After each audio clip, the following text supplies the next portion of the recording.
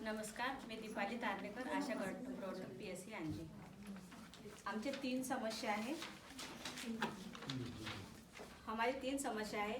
एक समस्या है कि PNC महिला की जो डिलीवरी के बाद सुस्त रहती थी, और दूसरी समस्या है कि एक बच्चा था जो मतलब दूध ही नहीं पीता था, मतलब वो भी सुस्त ही रहता था। और तीसरी समस्या है कि ANC माता का एज भी कम था।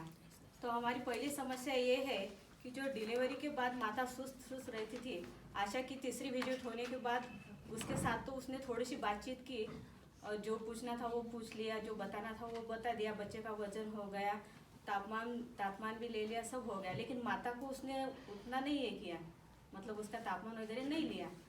तो उसके बाद फिर से उसने विजिट दी उनको 7वें दिन। तो 7वें दिन विजिट देने के बाद उनके ध्यान में आया कि माता कुछ सुस्त रहती है। तो उसको क्या हुआ होगा, तो 2 दिन बाद लसीकरण था। तो लसीकरण था तो तब ANM MPW और ANM MPW था, आंगनवाड़ी वाले भी थे, और आशा वर्कर सब मिलके उनके घर गए। तो उसने देखा कि माता बहुत ही सुस्त है, और घर का वातावरण भी कुछ अच्छा नहीं था। उसके पति दारू पीते थे, और सास भी उतनी कुछ बात नहीं करती थी। तब आशा जब उन लोगों को उनके घर में लेके गए, तो ANM ने देखा कि इनको रेफर ही करना पड़ता है। तभी 108 नंबर की गाड़ी बुलाई और माता को रेफर किया, और उसको ICU में रखा कुछ दिन।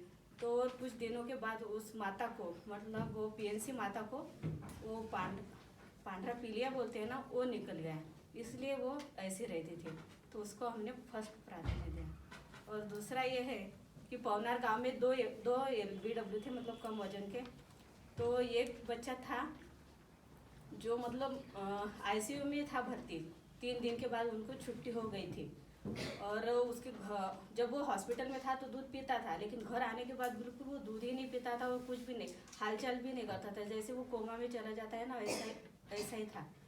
तो उसके बाद हमने उसको भी 108 की गाड़ी बुला के उनको भी रेफर किया। तीसरी हमारी समस्या है मदरा गांव की, कामठी उपकेंद्र अंतर्गत है वो। उस गांव में एक ANC थी, उसका हीमोग्लोबिन पहले 4 महीने की थी तो अच्छा था, 9.9 था। लेकिन वो ज़्यादातर समय अपने मायके रहती थी, जाना आना ऐसा रहता था उसका।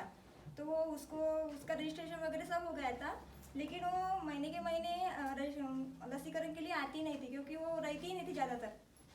तो फिर उसको वो जो है फॉलिक एसिड का जो टुकड़ा दिया था, वो भी वो रेगुलर लेती नहीं थी, और उसका फॉलोअप भी अच्छे से होता नहीं था, क्योंकि वो हम जब विजिट के लिए जाते थे तो वो ज़्यादा कर